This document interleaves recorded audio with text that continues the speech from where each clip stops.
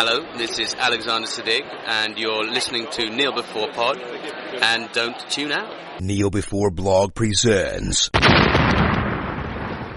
Kneel Before Pod. My name is Craig McKenzie. After a lifetime as a nerd, I took to the internet with only one goal: to talk utter nonsense. Now others have joined my crusade and turned this podcast into something else. And today, we talk about the much-hyped DC TV crossover.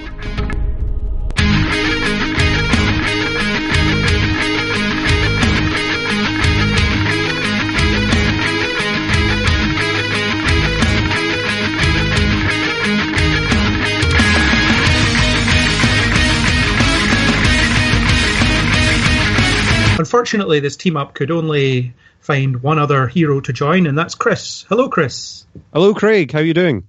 I'm good. How are you? Not bad. Thank you for inviting me over to your Earth for this special. That's no problem. It's getting easier to do, apparently. All this interdimensional travel is getting a lot easier. Oh, it's just that you gave me that little widget thing, so it's a lot easier than it used to be.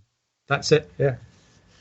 So, we're here to talk about a television event. Last week, the CW ran a 3-night crossover that they pretended was a 4-night crossover with all of their superhero TV shows, and now we're here to talk about it. So, before we get into spoiler territory, what were your thoughts? I really enjoyed it, actually. I thought it was quite fun. I mean, it had its flaws and things, but no, it was very good. I mean, the amount of complications there must be in tying different TV shows together and giving them a reason to combine those TV shows together is really tricky. So I thought they pulled it off. Yeah, I'd agree. I enjoyed every episode of it. I like all the shows, which helps. I like all the characters to a degree, and so it's just always going to be fun to see them interact. I think the story maybe didn't carry itself as well as it could have, but it was good enough, I thought. Yeah, definitely. I mean, the overall, spoiler-free, obviously, it's about an alien invasion, which seems like a pretty good reason for everyone to get together, really. Yes, definitely. Everyone from Earth 1 and not from Earth 1. And beyond. Yeah. Oh, and from the past as well, people from the past. Don't forget them. They've travelled a long way as well. Yes. It's taken them a while to get there, but yeah. Well, I think we've summed up our thoughts without spoiling it, so we should just get straight into spoilers, I think, and really talk about it.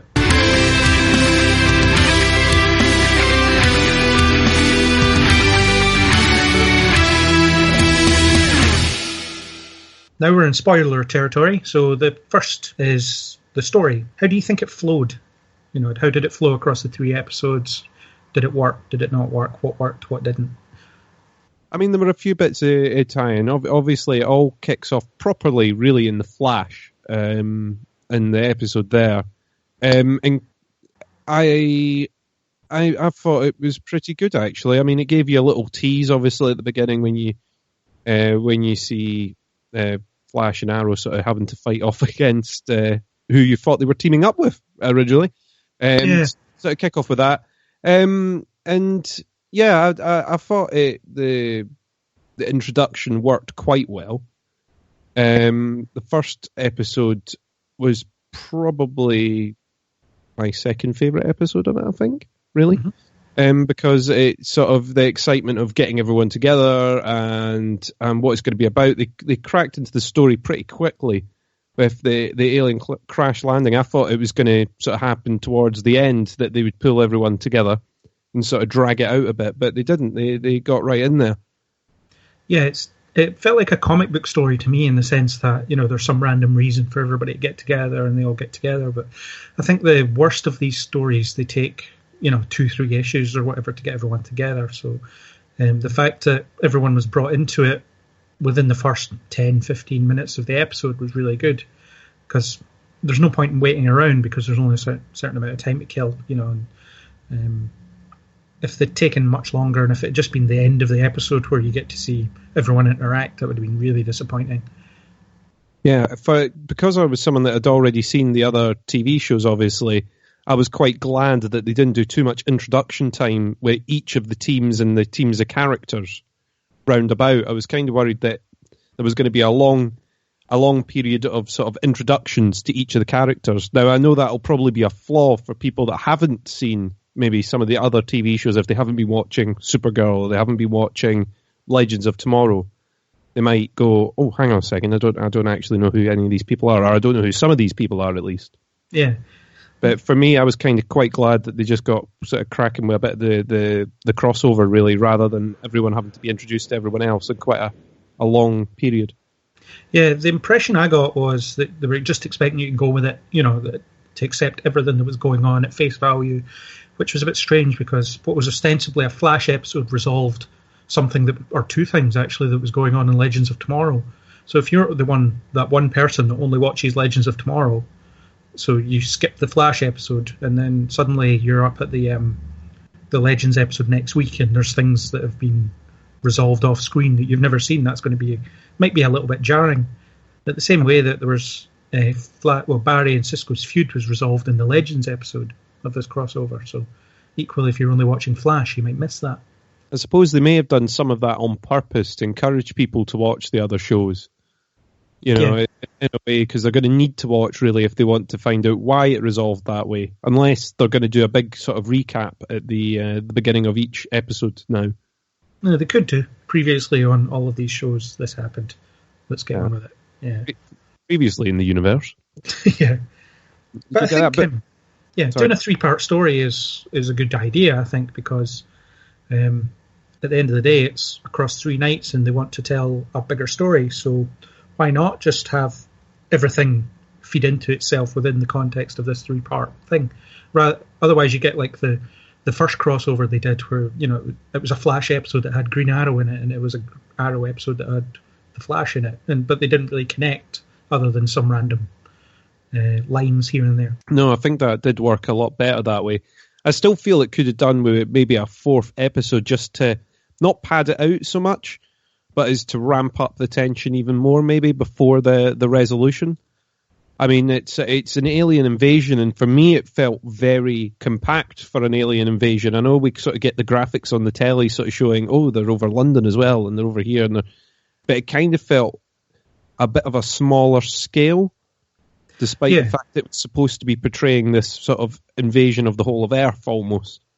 Yeah, I saw a lot of chat on Twitter and so on where people were claiming that it was disappointing because it wasn't really giving you that alien invasion thing. But I think expectations were off the charts. I feel like people might have been expecting the Avengers, but the scale of this is never going to equal that because they're on a TV budget. They're on, they have to pander to much smaller resources. So there's only so much you could do, and I think they did really well with the resources they had, and possibly gave us more than I expected, because I never expected anything, of the scale of widespread destruction that you would get in some of these blockbuster films, because it was never going to be that.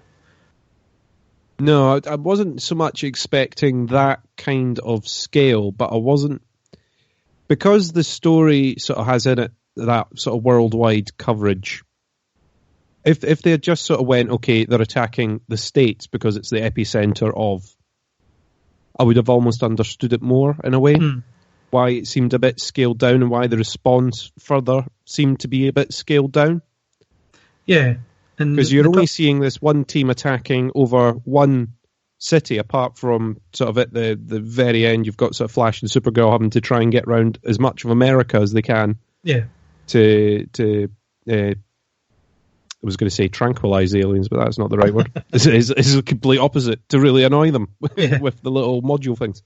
But yeah, it's I just sort of expected that to be portrayed a little bit bigger, perhaps. Yeah. And since the Dominators were full CGI, there was only so much time you could actually get with them because every shot of them is pretty expensive, probably.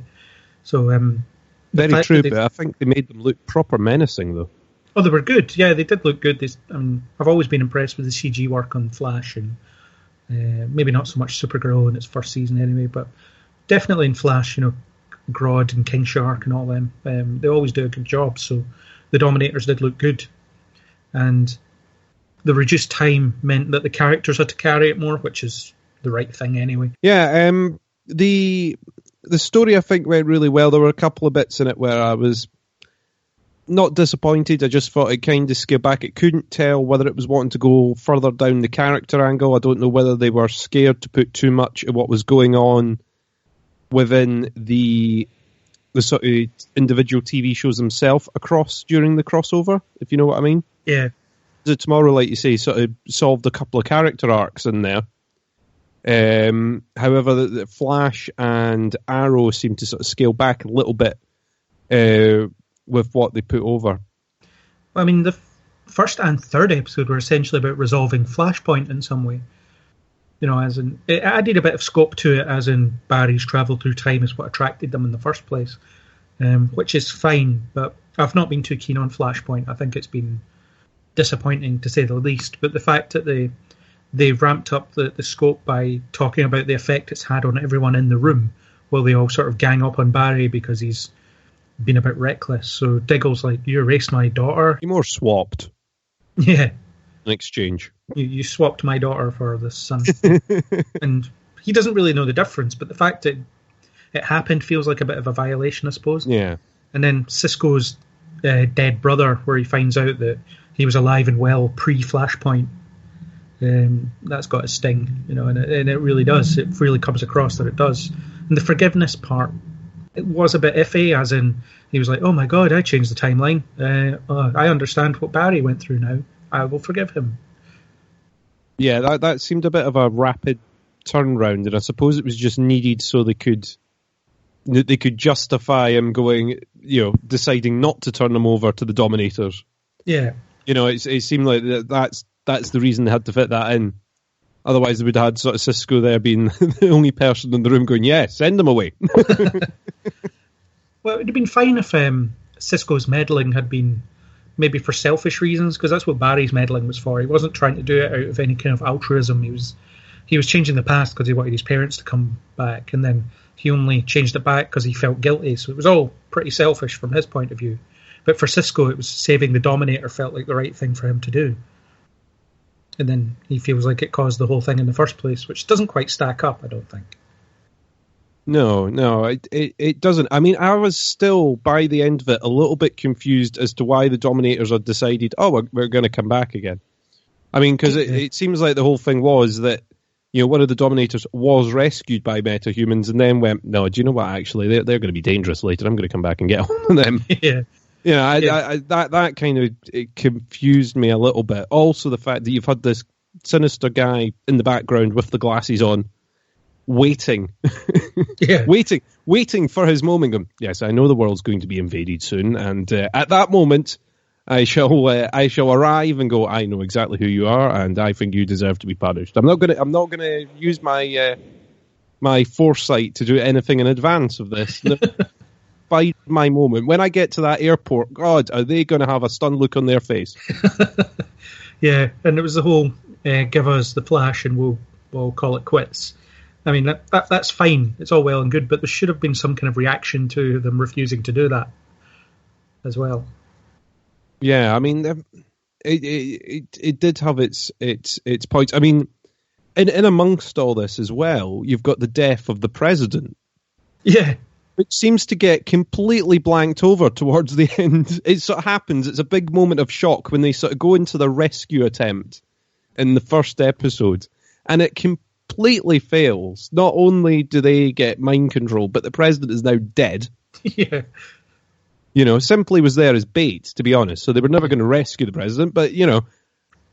That's fine. We've got another one. It'll be okay. It's just, yeah, we've got the standby. It's all right. This is resolved. It's sorted. And there's very little about the death of the president anywhere else. When you think of the sort of resulting chaos that would be coming out, but everything seems, even on the ground when they were doing sort of the wide shots of the aliens arriving into Central City and things, you're looking down at the roads and you're going, no one seems to be panicking down there. Yeah. It all just seems like business as usual. Dominators are in traffic. It's like, well, this is. I'm late for work, but again. you know. Yeah.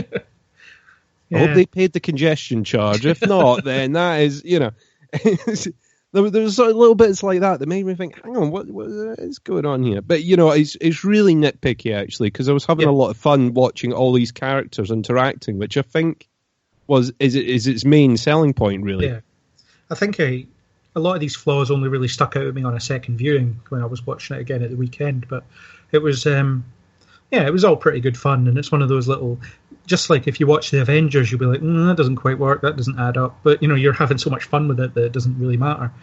It does have that. It almost has that big screen appeal, even though there's relatively little action in all three parts. Actually, you've got your big money shot action sequences, and then that's about it.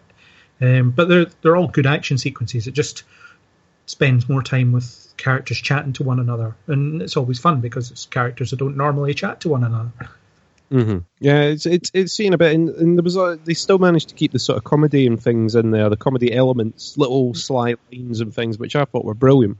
Yeah, back to the president. Apparently, the producers wanted to use Linda Carter as in Supergirl, but the studio felt it might be a little too confusing. I don't know why it would have been confusing. It's just, oh, cool, that's Linda Carter playing the president. That'd have been fine. But I suppose it would have tied their hands on Supergirl, as in by revealing that she is an alien posing as a human rather than just being an alien. Spoiler alert for Supergirl.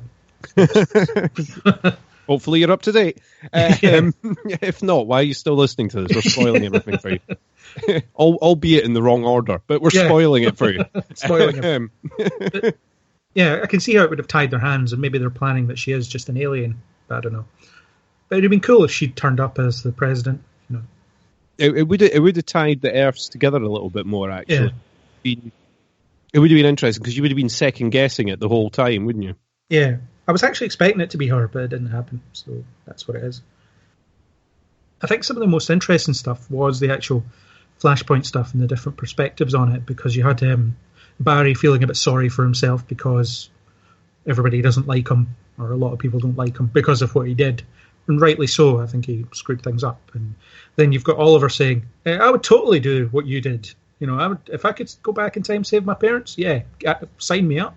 And it kind of mirrors what he said last year in the crossover last year when Barry travelled through time and said to Oliver, we can't change the past. The time will get angry at us and do bad things to us. And Oliver's like, well, screw this. We've got this opportunity. What did we do wrong? Let's fix it.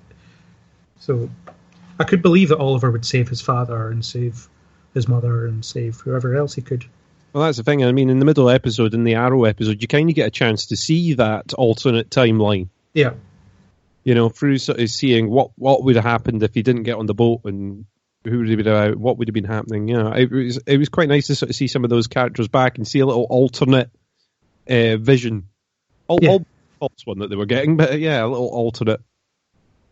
Yeah, the middle episode was my favourite, actually, just from a dramatic point of view. I thought it was a fitting tribute to 99 episodes previously of Arrow. Yeah, it was good sort of tying everything in. You got all the villains got to line up, and it was I enjoyed it. It was definitely dramatically one of the better episodes, because you get a lot from the characters that you wouldn't normally, because you're seeing them in a situation that they haven't, or almost resetting them back to episode 1. Yeah. It was interesting to see how they've developed and changed, and their mindsets changed over the episodes. Yeah, and also it's that kind of It's a Wonderful Life thing where everyone gets to experience this kind of bliss, except Diggle, who is, Shakespearean levels of tortured. No, I must be in severe pain, even when I have my heart's desire. Yeah, he's very kind of narcissistic. Yeah, so he seems to suffer. he enjoys suffering. I think he secretly likes it. But the interesting thing is, because someone asked me how I could like the 100th episode of Arrow but not Flashpoint, because they essentially do the same things. But I think the tack that Arrow took, or that episode of Arrow took, was that it wasn't supposed to be an especially deep alternate reality. It was just deep enough to let the characters explore different things. Whereas Flashpoint had all this implied depth because it was a world that was existing. So you had the whole brother-sister team stuff. You had the Joe's an alcoholic and all this other stuff that was going on in the background that you never quite get to find out about. But in this Arrow Point, shall we call it, it's, it is a very surface level because it's meant to be a means to an end so that the Dominators can get some information. I don't know what that information was, but, they wanted information. Yeah, of all the people to take, I mean, you had the president. You could have got more information out of the president, I would have thought. Yeah. Or take the guy with glasses. You've told him everything already. It wasn't clear what they wanted them for, but, I guess that was besides the point of the whole narrative. Yeah, no, it was that's kind of the flaw because they are meant to be the main target in the whole thing. You're sort of sitting there going, what were they wanting to do again? They were wanting to drop a bomb to kill metahumans, right? Okay. So why did they need Oliver Queen to do that? Yeah, why did they take Oliver Queen and sort of a few different people that they could get? And if they have the power just to beam someone up, yeah, and they knew exactly who they wanted, then could they not have just done that? I guess they could have found out about Flashpoint by probing their minds. They could have found out a little bit about that. I don't know, but they obviously knew about it before because they had already said who they wanted in the past, if you know what I mean. Yeah. Which is very strange. But anyway. But it gives Arrow an excuse to it gives Arrow an excuse to do that sort of flashback or arrow point, as you're calling it there. The arrow tip, the alternate reality version, which I sort of enjoy, just seeing these characters and seeing how far that they've come, and then obviously they slowly discover that it's a flaw and break out. You then get a starship chase scene, which I never thought I would see in these TV shows, getting a sort of little space battle on the go. Well, apparently one of the producers said in an interview, what do you think of our little crime drama now? They're shooting aliens and flying spaceships and things. It's like, I honestly never thought I would see that, and when I watched the pilot episode of Arrow. No, it always seemed very, very grounded, but you've now got magic and aliens, so it's... Yeah, but this Prometheus guy, he's going to be a problem. So, yeah, I suppose it's the rising stakes, and the stakes were big for that story, but everybody has to go back to their own shows and deal with their own nonsense as well. So, I guess that's maybe why the stakes weren't as high as they could or maybe should have been, because otherwise it's like, okay, how do we go back to normal life after this? I still think they're going to struggle in the sort of future episodes to go back to normal, and for the world to go back to normal, to be fair. It's one of those ones where an alien invasion happened. Yeah. So unless Barry changes his mind again, you're going to have, at the end of this, you're going to have the world going, aliens exist? And that's going to cause a huge uproar, you would think. Although they've already got superheroes, so Yeah, well, the implication is that it's covered up to some degree, so I don't know how they cover up the aliens in the street, but I suppose they've done it in Doctor Who, for better or for worse, so... Yeah, they could hand-wave it in the same way that Doctor Who likes to hand-wave things. Yeah, if everyone was inside of the day, that was the day that there was a big football match on, everyone was indoors. Yeah, the people that were sitting in their cars in traffic just thought it was some kind of publicity stunt or a parade or something. I don't know. Parade. Yeah. Well, there was the big holographic monster in that Flash episode. They could say it was all holograms. Oh, that's it. It was all holograms. to test how everyone would react. Yeah, apparently not at all. Yeah. I mean, the first point they always seem to do in the movies is let's launch some nukes. Yeah, I was surprised to see no nukes in the air. Yeah, no one even thought about that. Yeah, it's normally the first thing that happens to. Yeah, strange. I suppose there was no aliens in orbit at the time. It was just a little scout ship, wasn't it, at first? Yeah. Well, at first you just got the tiny little landing. It's once you get to the planet-wide scale invasion force that you're like... Yeah. At that point, you would expect something. But it's okay. There are 10 people in colourful outfits. They'll handle this. That's it. But they'll get them to do it. It's fine. Yeah. Give them medals at the end. They'll be quite happy with that. Yeah, it's kind of weird how the Arrow episode almost stands on its own. The B story is pretty dull, all things considered. It just keeps things ticking along, as in the other characters have to be here and they have to do something, but the focus is on these guys with their 100th episode, which is, I think, the right thing to do. But I think it's just awkward timing that Arrow 100 comes in the middle of a crossover. Surprised that they didn't move the whole crossover sort of one episode's worth along so that they would get their 100th. Yeah, I think it's to do with when it airs in the US or something. But it probably, yeah. I mean, there was reason for them tying it in that way. But Start Arrow a week early. I don't know. I know. It seemed a bit weird because it didn't sort of put the handbrake on so much. I mean, you did, they were still on the alien ship. They were still doing that bit. Yeah. It did distract away. So you kind of got 2 episodes of the full alien invasion. Yeah. And the one in the middle. Yeah, and then you had some random, let's go find this woman that has this thing we need to locate them, which was weak.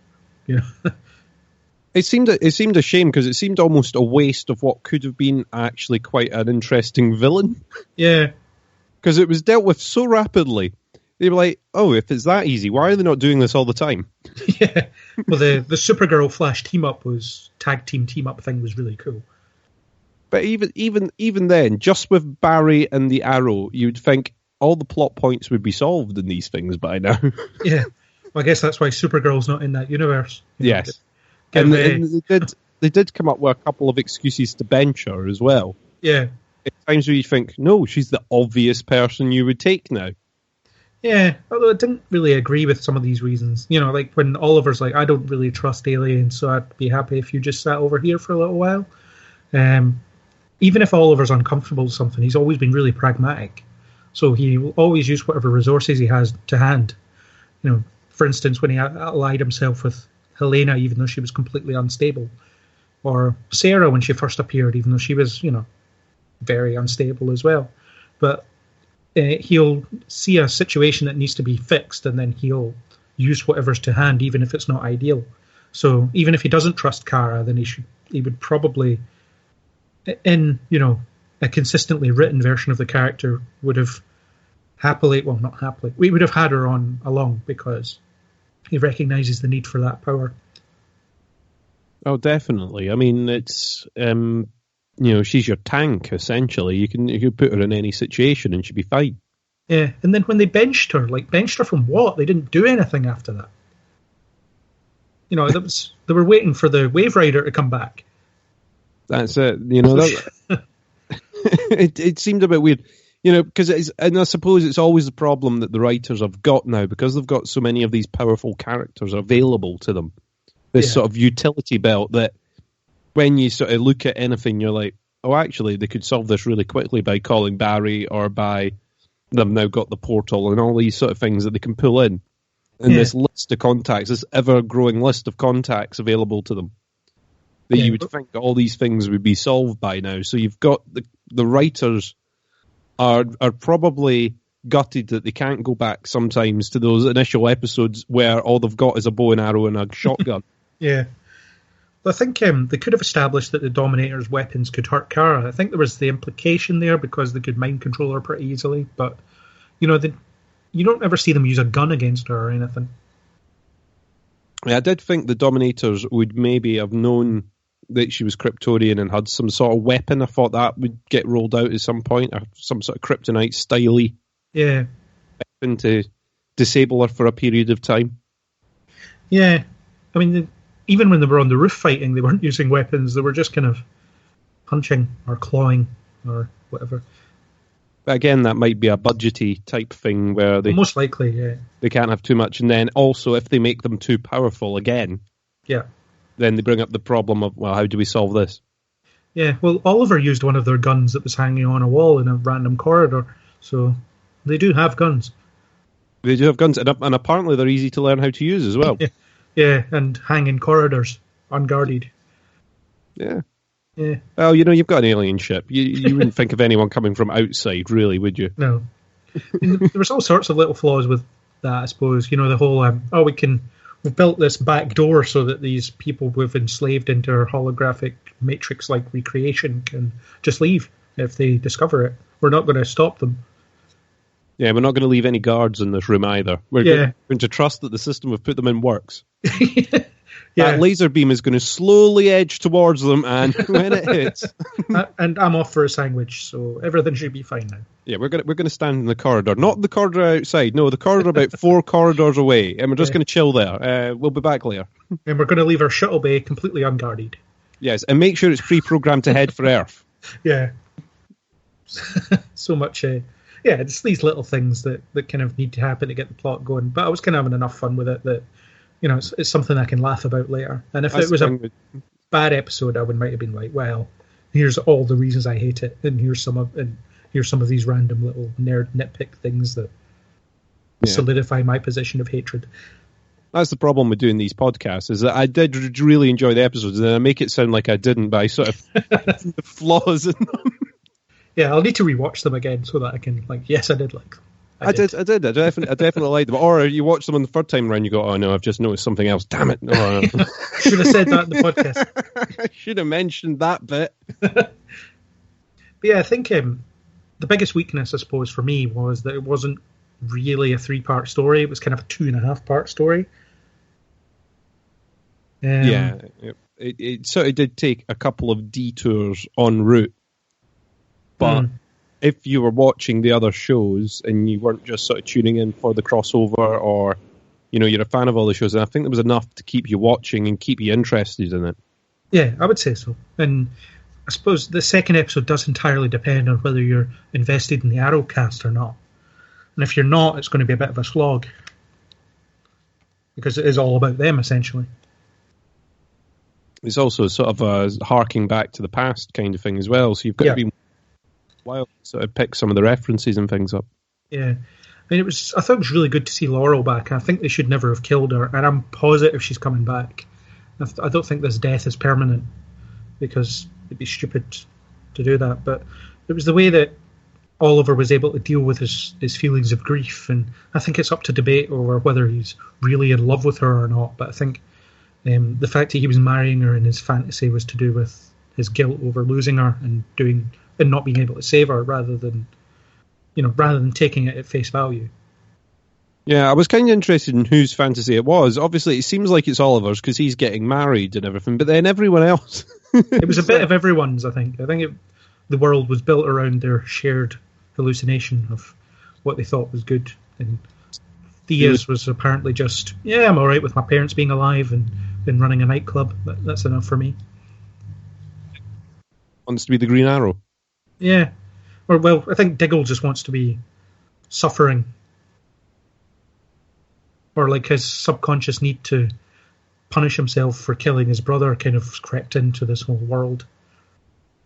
Which was fine. I think if you were going to put him in some spot, then the Green Arrow is one of them. And Ray wants to be engaged to Felicity, although not really. Or quite. Yeah. I guess they couldn't afford an actress to be his dead fiancée, so they were like, we'll use Felicity, it'll be fine. I think it's more that what they don't want to do is if they pick someone, then they'll need to make sure that they're available later if they do a Legends of Tomorrow thing where someone's going back and threatening or... Well, they already did that, and she was off screen. Did that in season 1, but yeah, I think it would have made more sense if his fiancée in the episode itself was the one that died, but at the same time, maybe it would have been a bit too much kind of to throw at the viewer at once. I mean, Ray's part in it was the least, I thought. It was just Sarah goes up to him and says, are you comfortable with this? And he's like, no, not really. And then suddenly he's on board with leaving it. Yeah, he did seem very easy to convince. Yeah. Almost if you walked up to him now and went, hey, you're in a dream, he'd be like, oh, I totally am. Of course I am. I'm with a group of time-travelling superheroes. There's no way this could be real. Yeah, it was a good episode. And at the end of the day, it wasn't Ray's story, even though he started off as being part of the Arrow cast. But I think giving Sarah a more prominent focus in that story was right, because she was an Arrow character for well before she was a Legends character. And so was Ray, but Sarah was a more prominent fixture, I would think. Mm-hmm. Certainly in season 2 she was, and Ray was kind of off to the side all the time. So yeah, it was. There were some good scenes in there. There was Oliver's goodbye to Laurel was particularly moving, and the way when he turned round and he saw the ghostly holograms of everyone that's been killed or changed by his actions. That was a really good moment as well, including Tommy. Yeah, I mean it's all the. I thought that kind of worked pretty well, and it was nice. I mean, obviously because it's I do sort of feel that they've missed out a little bit on their anniversary because they had to have this sort of secondary plot really running in the background.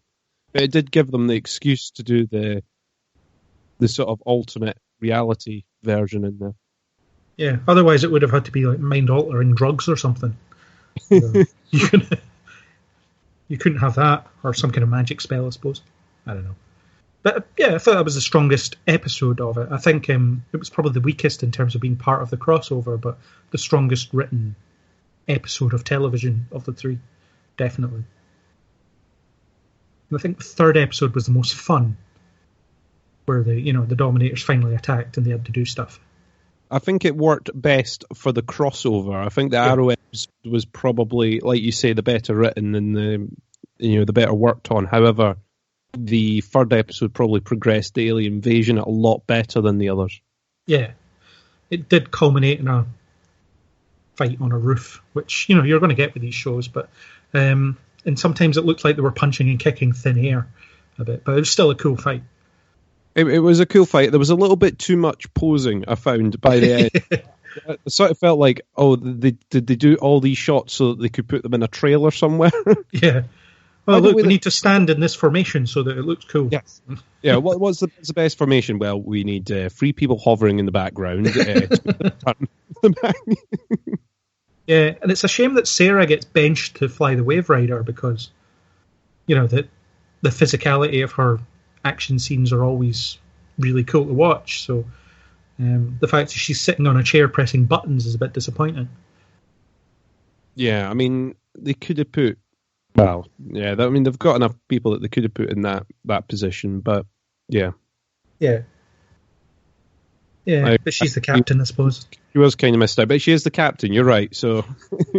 So she'll sit and press buttons. That's it, captain. You sit in your chair and you get orders. Yeah. I did kind of like the scene where they were trying to decide who should be leader in the first episode. Yeah. And Oliver sort of sticks behind Barry. But he started this, so he should be leader. And everyone's like, yeah, that's cool. That's cool. And now here's all the ideas that I think you should do, Barry.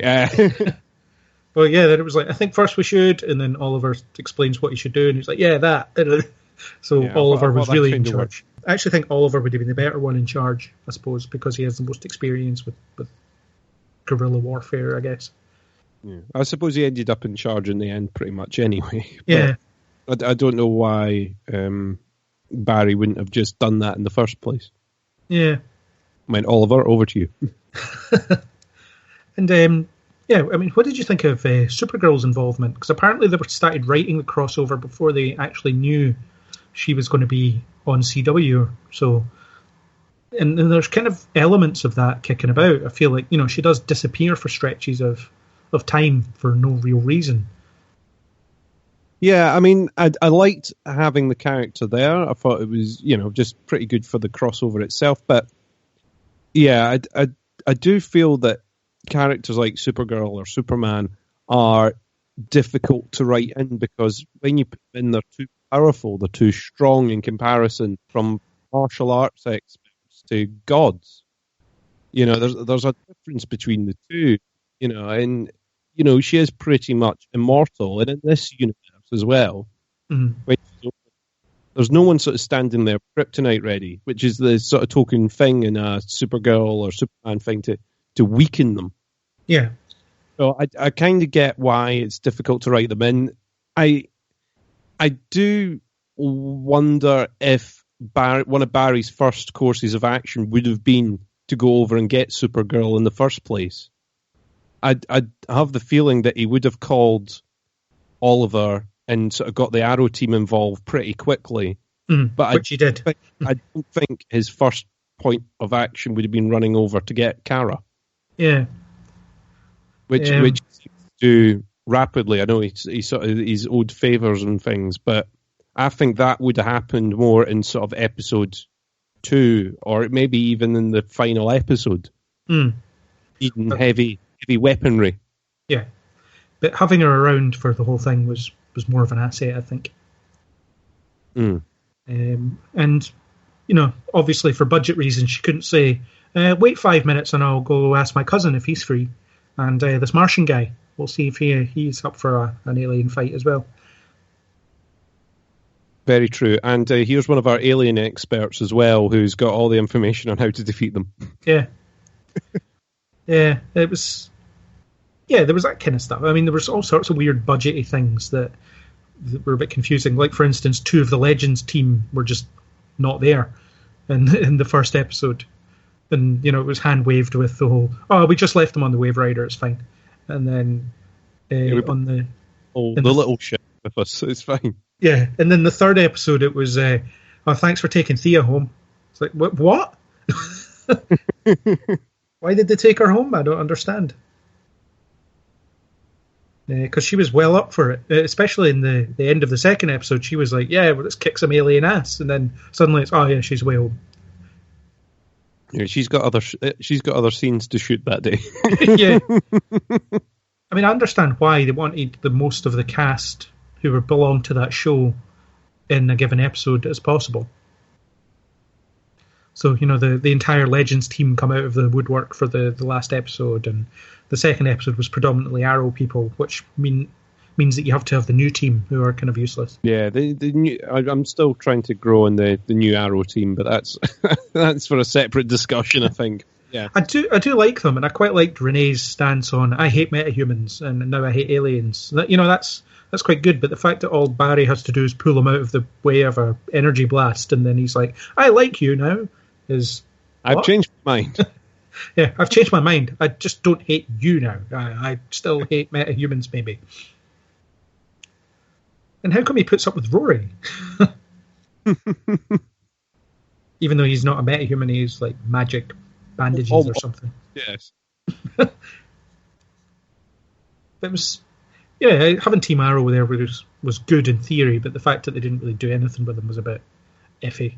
Also, because the characters are relatively new and the show is celebrating sort of its history, yeah, it was like they were going to be almost benched on that in the first place.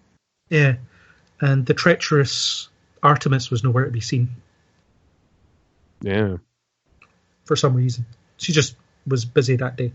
But other than those little disappearing things, and I think it was largely done for budget, I think the characters were all used well. And I think Kara, in the first part, how she got to be the one who introduces everyone to the audience because she doesn't know them.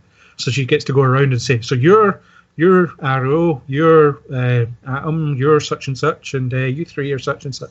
So she gets to do the roll call, even though the audience might know who everybody is, but she doesn't. No, it was nicely written in, and it was, like I said at the beginning, it was a nice, quick way.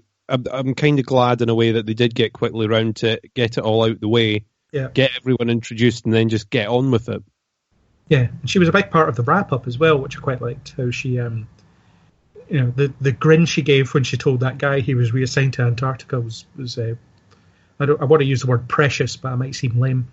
but it was, that's the best word to describe it. It was just... It's only Melissa Benoist, or however you pronounce her name, can pull off stuff like that, I think. And, she's really good at that sort of being nice about being nasty. Yes, being evil to you with a smile is the sort of thing. But yeah, I mean, it's interesting. It leaves a lot of stuff open for the future as well. If you are now going to have this sort of department dealing, the sort of second version of the DEO running about. As another side to sort of Argus and things that you normally pop up in the likes of Arrow and Flash. Yeah. It'll be interesting to see how that happens. Yeah, the DEO in the Arrowverse, who knows where it could go. I mean, I guess Argus could have turned into that, I suppose, but and maybe they will. Maybe it will be what's her name, Lila, that will be in charge of it. Who knows? Probably for narrative economy's sake, she will be. But it mirrors when Barry got the metahuman task force or metahuman prison when he was over on Kara's Earth as well. Yeah. So there's kind of that give and take. And the line from Ray about Kara looking like his cousin. No, that was one of my favourite little bits for the whole thing. I think I missed the first time round. Oh, right. Yes, and then someone mentioned it to me. I was like, did he? And I didn't see it. I was like, that's brilliant. It was really well done, and there was a lot of little sort of fun asides and bits. Yeah, little references here and there. That's it. I just I'm trying to think. Mick, or Heatwave as he's now getting called. I quite like that. He's kind of grown on me as a character. I'm liking his little witty asides now. Yeah, you look like a star-spangled idiot. And things that's like that. It. All that sort of stuff is beginning to suit me now. I quite like that. Yeah. And the fact that Supergirl's new name is now just Skirt. Yeah, and he was kind of flirting with her, which was not what she was expecting, because she doesn't know what to do with it. Although the weird thing about Ray's little comment is it comes right after Felicity says, it's like looking in the mirror. And since, Ray and Felicity used to be a couple, what does that say about Ray's state of mind? It means that Ray's really attracted to his cousin, I'm guessing. Yeah. What was it? Oliver said to Felicity at one point, there's a good chance that you and Ray are related. So, I mean, I hadn't noticed until the two are sort of standing next to each other in their civvies, Felicity and Kara, that you go, oh, they are like really similar. Yeah, they both have a similar dress sense and wear glasses. And, that's it. But the big rimmed glasses and the tied back hair, and then that, and you're going, oh, hang on. Yeah, although I think Felicity's hair colour is closer to what Supergirl's should be if you're following the drawing. I suppose so, but I guess it's sort of that blonder way because it sort of looks better in the animation and stuff, I'm guessing. Yeah, or maybe her hair doesn't, I don't know about hair, but maybe her hair just doesn't go that light. Who knows? Maybe someone that knows about hair can comment and let us know. I can't comment on hair. Having never dyed my hair, I don't know. But yeah, it was just a little funny aside, and I almost wish there was more time for Kara to just speak to people. And I think there's scope for a more intimate crossover where she's only on Flash or whatever, where she can just interact with people. Yeah, I would like to see. I would have liked for her to stay behind for one episode, maybe, or even if she left halfway through another episode. Yeah, just to get a little bit more of those sort of characters on time. I also liked the little sum up at the end with Barry and Oliver in the bar at the end. I sort of liked that as a sort of, a little sort of resolution thing, them going over what they've done and having a bit of a laugh and stuff. And I thought that was quite neat, to be honest. Yeah, because it's not something you see both of those characters doing, getting the chance to talk and chill out, and it's always like they said in the thing, it's always when the world's at threat that they chat. Yeah, I would actually watch an entire episode of them just sitting about having a drink. Just all of them. They just have a drink. Well, a little sort of a extra episode or something. Yeah, they just don't do anything. Like, there's no danger that week. It's just Kara comes over for someone's birthday or something, and then and then that's it. I travelled between dimensions for your birthday. Happy birthday! Why not? Could work, but yeah, I think if I was Barry, I would go up to Kara before she left and say, "By the way, while you're here, I got this speedster that's really annoying me, and he's more powerful than me, but maybe not more powerful than you." So, do you want to stay around for an extra day and just deal with this for me? Do you want to stay around for a couple of days and deal with every problem we have? Yeah, we'll come over and give you a hand any time you need just a little bit of mopping up done. Yeah. It was never going to happen, I suppose. But I think Cisco gives her the keyhole to, or the key that turns the lock of dimensions, so she could come over whenever she wants, and I hope that happens sooner rather than later. Yeah, it'll be interesting to see when that's next used. I like that. Originally, doing all this dimension shifting was very, very complicated, but has now been reduced down to the size of a brooch. Yeah. Before you needed Cisco. In fact, at the start of the crossover, you needed Cisco. By the end, no, you don't now. No, you have this button on, essentially like a little brooch. You can just hit that. Sorry. Yeah. Easy enough. Never mind that we're ripping apart the fabric of reality. It's fine. It'll be okay. And at least it's not small enough that you can tread on it by accident and open a porthole. Yeah. there is rumours of like a musical episode of Flash and Supergirl next year sometime. So I'd quite like to see that. I still don't believe you. Not falling for it, no matter how many times you try and enforce this. No, it's on the internet. I will link it in the show notes. I still don't believe you. Well, they were both on Glee, so it's an excuse to get them singing, I suppose.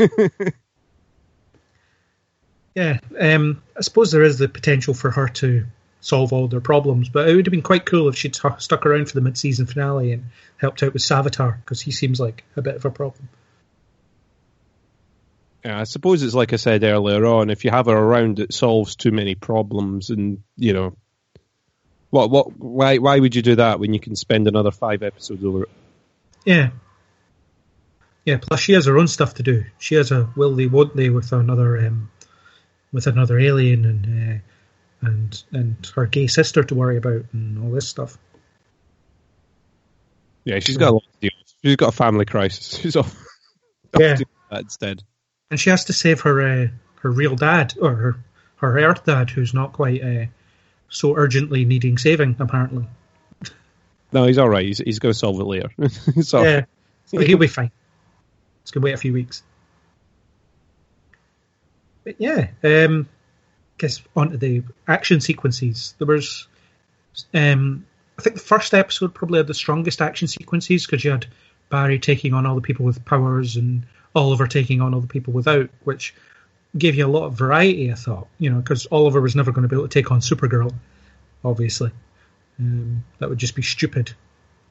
It was my favourite sequences, that seeing them all up against each other, pretty much. It sort of shows how good both of them are. When you talk about sort of Supergirl, I'm surprised they came out on top of that situation. Yeah, and the chase was really good. I mean, it doesn't really answer the question of who's faster, but all Barry was trying to do was annoy her, so that he could lead her into wherever he needed to lead her to, so that he could phase out of sync, so she could fly through him and destroy the alien mind control thing. No, I think it worked really well as a thing, and that was a pretty good battle, especially one to open it out with. Yeah, I almost wish there was more action, but what we got was fine. I already mentioned the tag team thing; that was really cool. It was like 10 seconds, but it was really cool. The rooftop fight, other than the fakeness of people punching thin air, it was still good. It was still really cool. And that was about it, other than the space battle and the physical stuff in the second episode. Which some of that was really good. There weren't many big action scenes, really. Everyone got their own shot at doing something, though, which is great. I imagine this has been a huge task for the people that write it, to give everyone their moment. Yeah. All the sort of characters that get their comedy moment, they all get theirs. All the sort of action characters, they get their moment. You've got to make sure that Felicity gets a little one-liner, Cisco gets a little one-liner, everyone gets a little bit of, all the action heroes get their moment. It's a difficult task. Yeah, I think they pulled it off rather well. Oh, definitely. Yeah, and I think Cisco got a lot more to do than I expected with all the other superpowered folk around. He seemed to be everywhere. He was the only, other than the Flash himself, the only Flash character that crossed over in the second episode. Yeah, he was the only one that really got a bit of a chance, and I've been enjoying him more this season than I have previously. Actually, I've always liked Cisco. He's been a little bit mopey. He's not been as upbeat recently, but it looks like he's breaking out of that again, which is great. Yeah, because the last thing we need is an emo Cisco. And Caitlin doesn't get that much to do, but she spends most of it supporting Professor Stein, who is dealing with a daughter that he didn't know he had.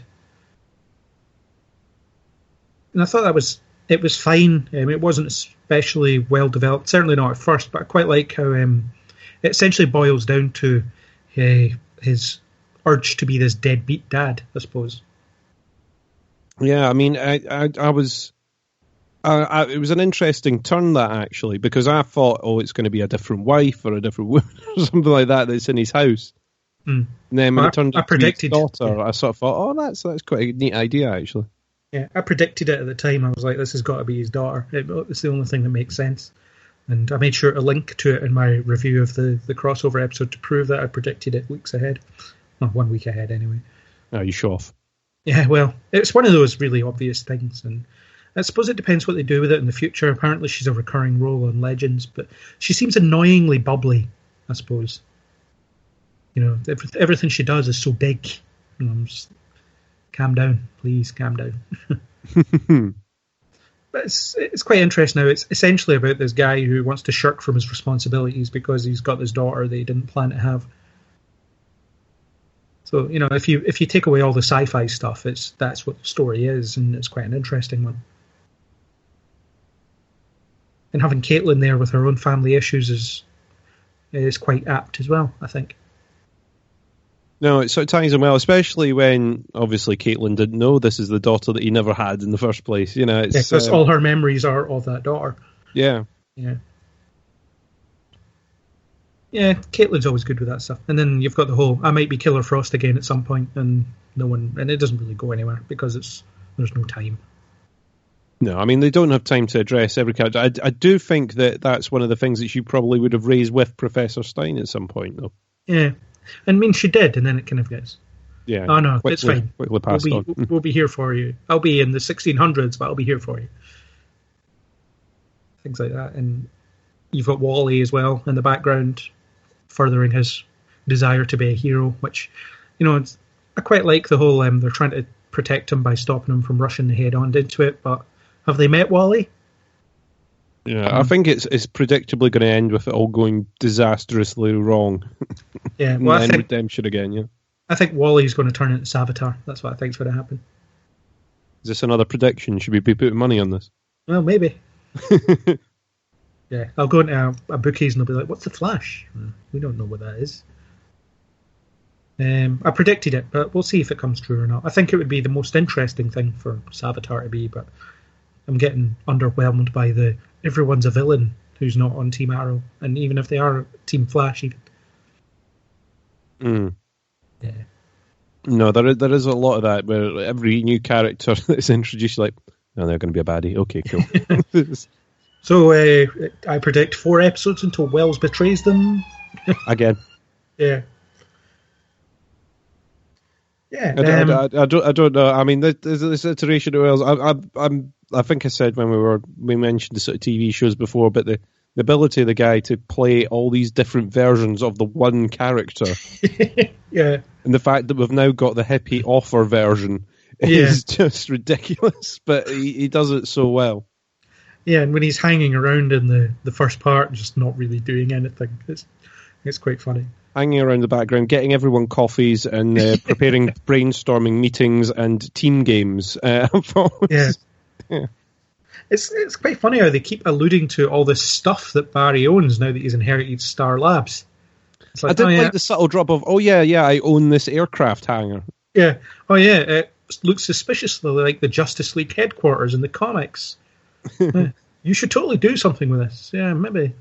Yeah, maybe I will do something with this. You know, well, he's going to have a lot of spare time on his hands after quitting his job, so you know, maybe that's what he'll do. He'll take up decorating his hangar. Yeah. Oh, yeah. I built a superhero bunker for everyone, so we can stand here. It's just, it's a bit strange how I keep forgetting that he's inherited all this stuff. I mean, they use it as a base of operations, obviously, but it doesn't come up very often that he owns this multi-million-dollar business, I suppose, that doesn't make any money. Yeah, I mean, eventually they're going to have to fix the roof. Yeah. And eventually they're going to run out of vans as well. They've used a fleet of vans lying around. Yeah, but they've used up quite a lot of them with it being trashed. Yeah. Surely they've got a robot now that's sort of making them vans in the background. Could be. On sort of portal creating machines. There's another guy 4 doors down that's making some van replication device. Yeah, could be. It's like Voyager's shuttlecraft in Star Trek. Where are they getting all these from? Yeah, that's. I never thought we would get onto Star Labs' fleet of vehicles, but we did. So this is an important question that needs to be asked, and I'm sure the other podcasts aren't asking about it. Yeah, maybe. Yeah. So I guess other character dynamics. What other ones were there, and were they good or not? I didn't really like Barry and Kara's because it didn't make sense. It was, Oliver's irrational fear of her was all well and good, but benching her because he was afraid that she was too powerful just makes no sense. Yeah, I didn't quite get how Oliver and Kara's thing came up. I'm guessing it was just so that she was sort of written out for a portion and they could explain it away. Yeah. I'm increasingly liking Mick on Legends of Tomorrow, like I said, and the sort of tie-ins with Sarah Lance. Yeah. And sort of tying the two of them together. They've got a really good dynamic that's sort of working. I know it's not when you get, and every time I see Felicity and Cisco together, the sort of two representative geeks that get dispatched. I just think that works really, really well, and I wish they would sort of cross over more often. Yeah, they're geeking out on the Wave Rider was some of the best stuff, and I'd like to see them go over and meet Wynn and all the Supergirl characters. That's the team up that we need. Yeah, tech support team up. Yeah, it'd be cool. It could happen quite easily. Probably be video conference, I imagine. Maybe, yeah. But there's other stuff I kind of wanted to see. There was, apparently there was a lot of stuff cut, such as Sarah hitting on Kara, because she hits on every woman that she meets, apparently. I would have liked to see Kara and Felicity interact a bit more, or Kara and Cisco, or Kara and anyone, really. I mean, I think she bounces off everybody really well, so I think seeing her interact with more of the people would have been fine. It's just, there's some people we don't get the opportunity to see talk to each other. I think it's a difficult thing, a difficult line to sort of tread with the amount of time that they've got, and they've got to give the plot enough movement, but also sort of service that interaction between the characters that you want to see, because that's the whole point of the crossover, really. Yeah. Is to see these characters interact, and if you don't get the chance to do that, then it's a bit tricky, Yeah, and I definitely think a more intimate crossover needs to happen. I think Supergirl needs to come over, and Felicity needs to come over at Flash for that week, and then everybody just has a really good time. Because that would be a lot of fun. The musical episode in a bar. There you go, you're sorted. Yeah, there we go. They come over for Barry's birthday. They all decide to go and to do karaoke. Job done. Easy peasy. I don't think I'm going to say that karaoke doesn't count as a musical episode unless it's throughout. Okay. Well, they might do it a lot. It's like, what do you want to sing next? How about this? And then everyone will be like, we just watched 42 minutes of a bunch of superheroes doing nothing, and it was awesome. It was the best episode ever. There wasn't a single mugging even stopped. They go outside the karaoke bar and the city's in ruins because every hero's been wasting time having a drink and stuff. What do you think's sort of next for all of the various universes in terms of how they might interact with each other? I mean, well, there's only 2 universes.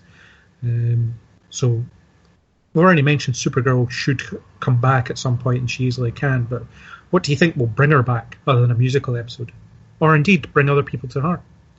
Yeah, I mean, I think without knowing sort of what villains are going to pop up in the future and what situations are going to arise, I'm not too sure. I'm sure that they will interact. I don't know if they will do as big a crossover in the future. I think there will be odd appearances. Obviously, I think you're still going to get a bit of the Arrow and Flash thing where they sort of pop up in odd little episodes, even if it is just 15 minutes to resolve something. Yeah, I think they'll still do the big event thing once a year, assuming all the shows are still running. Because they seem to like to do that with episode 8 now. It's crossover time, of some description. Yeah, I don't know. See, the thing is, because it's a tricky task to do and to give it the reason. Yeah. Without sort of going, oh, the aliens are back again. I sort of struggle to come up with big enough big enough reasons for them to tie everyone in, unless it sort of happens accidentally. Yeah. Where they're all dealing with the same thing and suddenly it crosses over. Yeah, that could happen. Rather than something that's sort of majorly organised. Yeah. I suppose someone could bring together their greatest villains, but that's a dime a dozen in comic book stuff. Well, that's it. If you get a superhero team up, then I think eventually you're going to have the big super villain crossover. Yeah, well, they're doing that in Legends at the moment. Yes. Damien Dark, Reverse Flash. Reverse Flash thing. So that could spin out, and that's when you could end up getting sort of accidental crossovers and things. Yeah. What I would actually like to see is the Earth 38, as they numbered it, versions of Barry Allen and Oliver Queen, just turn up in Supergirl. They're on the same network now, and they're filming ostensibly next door. So why not? I mean, who doesn't want to see what Barry Allen's like on Earth 38 and how Kara might react to him? It would be interesting for him to just drop in the background at some point and for her to mistake him for the other. Yeah. I think that would be just a fun, even if it was a thing that lasted about 2 minutes or so, it would just be funny, silly, and then they could move on again, yeah? Yeah, or she bumps into Cisco in the shop or something like that. Could happen. They maybe exist. And another answer I'd like to see is what happened to Krypton in Earth 1? Is it still there? Has it been destroyed? Is there a teenage Kal-El in Kansas somewhere? Perhaps? That's one of the things I was surprised they didn't do in this, is have her looking and seeing, does Krypton exist? Is it there? Yeah, I mean, no one in the room would have known, but, she could have asked. Even if you're just in an aside somewhere to try and have a look. Yeah.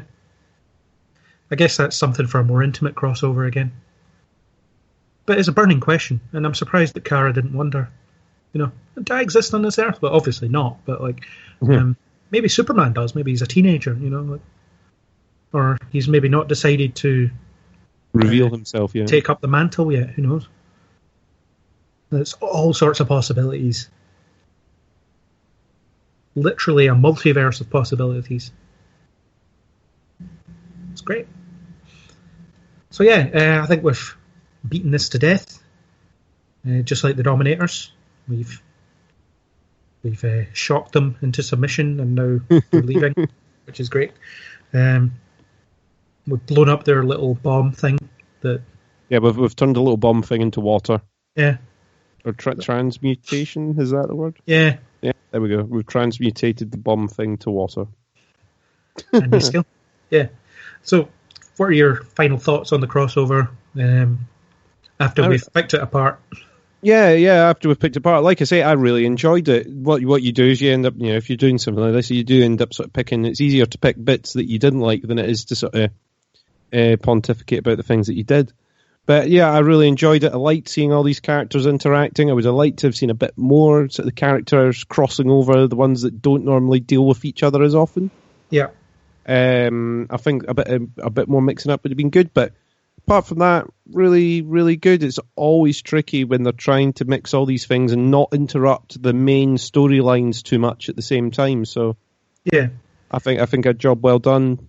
Really interesting to see, and look forward to continue watching them all.